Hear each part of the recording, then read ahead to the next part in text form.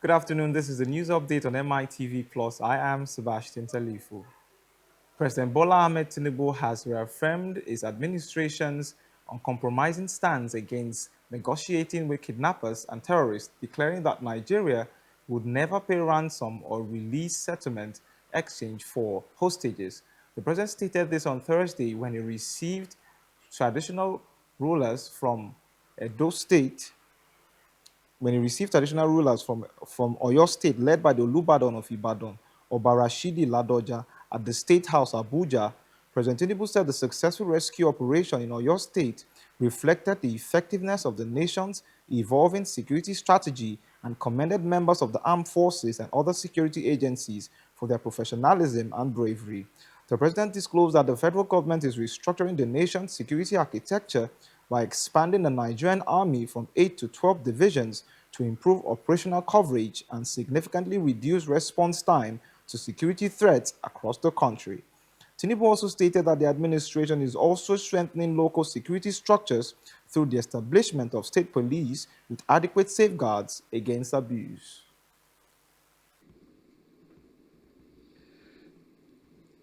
And you have governed before as the governor. You need to help us communicate to these governors. Today, the economy of operation is high. More the money that I'm pushing to the states, if you had it during your own time or during my time, it would have been different. They are taking 4 to 5 times their money. The past. Nobody is borrowing money to pay salaries now. Pensioners are receiving their pay and gratuity. And they should do more to, instead of fly over where there's no numeric traffic, build roads and arteries, network to really enhance the quality of life and the accessibility of the security agencies to penetrate those areas. This is a forest that extends from Oyo State to Niger State. It's supposed to be the reserve. And it started from Ashenyi. Ashenyi is here. You go Kishi, all along to Kwara State, Barutin, then to Niger State. So if you are able to secure the place, it means that Oyo State is secured. So thank you very much, Mr. President, for that feat. And we hope that our wish of not abandoning the place so that they do not regather again will be accepted to you. Secondly, Mr. President, we look at the infrastructural development you are bringing to your state. We have 10 ongoing projects costing more than 2 trillion naira. I don't think we have had it as good before.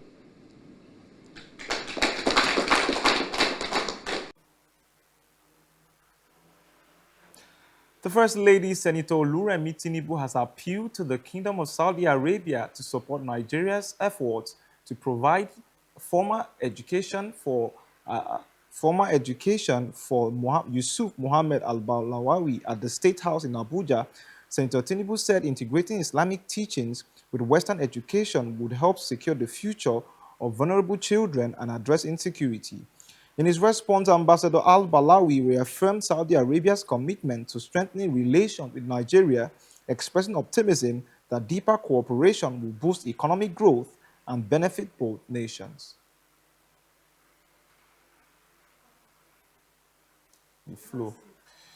The The Inspector General of Police has reiterated support for ongoing discussions on the establishment of state police, describing new research by participants of the National Defense College as a significant contribution to Nigeria's police reform efforts.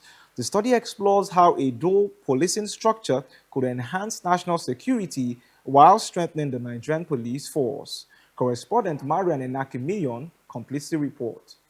The Inspector General of Police, Olatunji Disu, says the National Defense College's strategic research on state policing comes at a critical time as Nigeria continues to explore reforms aimed at improving internal security. Receiving participants of the National Defense College Course 34 at the force headquarters in Abuja, the Inspector General noted that the study would provide practical recommendations for strengthening the country's policing system by drawing lessons from policing models in India, Ethiopia, and the United States. Disu commended the college for undertaking the research, describing it as a valuable contribution to ongoing discussions on state policing and broader efforts to enhance national security. You have mentioned issues bordering on the fears of Nigerians. Will this state police be hijacked? You have mentioned it. You have talked about federalization, that means taking over. Who can give the directive to take over at instances where state police is not going well? You did a lot of work on comparative analysis. You went to India, Ethiopia, and some other countries, and even the United States of America, where they have already had experience of state policing, who have faced the rigors of failures and correction. There's no better way of adopting it by examining states, countries who have embarked on it, so that we can gain from their wealth of experience. Earlier, the commandant of the National Defense College, Rear Admiral Abdullahi Ahmed, said the study recommends a dual policing framework that would reinforce the Nigerian police force while allowing for the gradual establishment of state police by the year 2035. Against this backdrop of the complex and evolving internal security challenges confronting our nation, there is an increasing need to continue review policy structure and setting institutional mechanisms for effective maintenance of law and order. The national discourse on the establishment of state police has in recent times assumed greater prominence as governments, security practitioners, policymakers, and other stakeholders continue to explore sustainable options for enhancing Nigeria's internal security architecture. The proposed establishment of state police remains a key issue in Nigerian security reform agenda, with stakeholders continuing to weigh its potential benefits and implementation strategies as discussions progress. From Abuja, Marian Enakimiyon, Mitvplus News. The Nigerian Medical Association (NMA) has urged federal, state, and local governments to prioritize doctors' welfare as a way to stop the exodus of medical professionals and improve healthcare services nationwide. Speaking in Abeokuta during a press briefing ahead of the 2026 Annual General Meeting and Scientific Conference, the Ogun State Chairman of NMA, Dr. Lukman Ogunjimi, acknowledged Dr. Dapo Abiodun for approving the professional allowance table and specialist allowance for doctors in the state. He, however, noted that more intervention is needed to tackle the widening shortage of health workers. The 1,002 doctors remaining in Ogun State have decided to stay back to give back to their country. So what I'm trying to say is that yes, there is brain drain. It's a menace, it's a problem, but at the same time, some of us have said we are here and we go nowhere to ensure that we give our own part to our dear country. So what we are now pleading for government to do and the public is to take good care of those that have decided to stay. Okay, doctors cannot be working and you just get to the hospital and you arrest them. Okay, a patient came, you don't know what led to patient. You see, diagnosis of a patient is always in continuum. What's happening in the morning may be different with what's happening in the afternoon. But a patient died in an hospital, you didn't know what led to the death, you didn't know when the disease started, you didn't know what the doctor have offered, the next you have arrested the doctor. These are parts, so we don't blame government alone for the brain drain. These are part of what we expect from the society. Let due process be followed. The Board of Trustees of the Tertiary Education Trust Fund, TED Fund, says beneficiary institutions with delayed intervention project will not be considered for new projects under the 2027 intervention cycle. This is contained in a statement issued in Abuja by the Director of Public Affairs, TED Fund, Abdulmumin Onyinagi. The chairman of the board, Honorable Aminu Mazari, said the decision was aimed at addressing the persistent delay in the completion of TED Fund-sponsored projects across beneficiary institutions. He attributed the delays to factors including the rising cost of construction materials such as cement, reinforcement bars, sanitary and electrical fittings. According to him, the board introduced a special intervention line in 2023 to support the completion of stalled projects affected by the increase in construction costs. He said a recent review showed that the initiative had recorded significant success, with many previously stalled projects now completed. The Lagos Waste Management Authority, LAWMA, has begun sealing shops and plazas along the Teju-Osho-Ojuelegba corridor for violating the state's waste management regulations.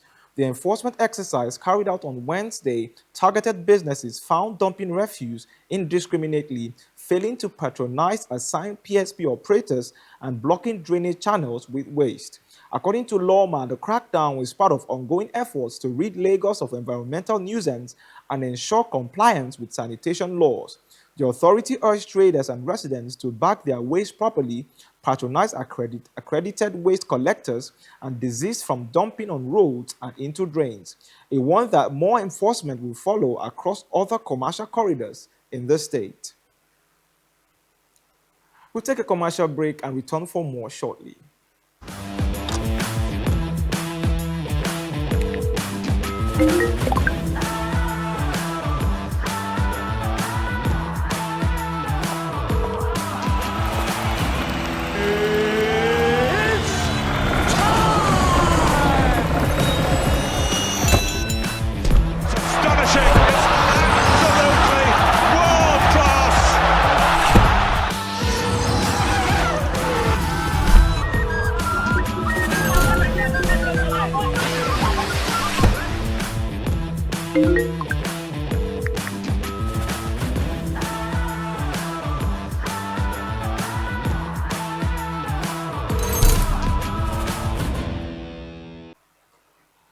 Welcome back. You're still watching the news update on Mitvplus. Now to the foreign scene. An explosion inside a coal mine in southwest Pakistan has killed at least 32 miners and trapped 10 others underground in what officials believe to be life-threatening conditions as rescuers race to reach them. The blast was apparently triggered by a buildup of methane gas and occurred on the outskirts of Balochistan provincial capital of Quetta, said government mine inspector Gani Balok. The bodies of 7 people were recovered hours after the blast, and emergency responders later found 25 more bodies, officials and the Provincial Disaster Management Agency said in a statement. It said the search and rescue operation was continuing, with rescue teams working to locate and recover the remaining trapped miners. About 49,000 migrants have crossed into Spain's North African enclave of Ceuta from Morocco in the last 24 hours, officials estimate. Videos and images show thousands of people swimming into the city on Thursday, while local media reported crossings continuing overnight. Officials say at least 18 people have died while trying to reach the territory in recent days. This comes after Spain's Supreme Court ruled out this month that migrants stopped at sea while trying to reach Ceuta or Melilla, another Spanish enclave, cannot be summarily returned to Morocco. The astonishing estimation by Spanish officials suggests the number of migrants who entered into Ceuta in the last day or so could be more than half of the population of the city. which sits at around 83,600 according to the latest local figures. Officials say at least 7,000 of those who crossed illegally into the territory in the last 24 hours are minors. A 10-member international mountaineering team led by renowned Nepal-born former Royal Marine Nirmal Pooja is feared missing after an avalanche on Pakistan's Board Peak, one of the world's highest mountains. Pakistani mountaineering officials said the avalanche hit at around midday on Thursday on the 8,047-meter peak in the Karakoram range. There has been no subsequent communication with the team. An American, a Chinese national, a Pakistani, and an Omani and 6 Nepalese are said to be part of the climbing group, according to the Alpine Club of Pakistan. Purja, the expedition leader, is known for climbing all 14 of the world's 8,000-meter-plus mountains in just over 6 months in 2019. We are coordinating with the authorities and trying to arrange a helicopter rescue on Friday morning, Pakistani time. And that's it on our news update this afternoon. I am Sebastian Salifu. Good afternoon.